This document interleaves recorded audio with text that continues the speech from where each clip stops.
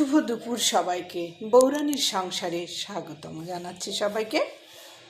এটা আমার সেই ভাইরাল তালের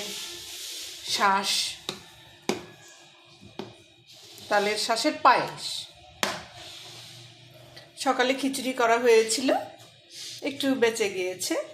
এখানে কচু শাক, মসুরির ডাল দিয়ে সালাদ, এখানে একটু মুরগির মাংস।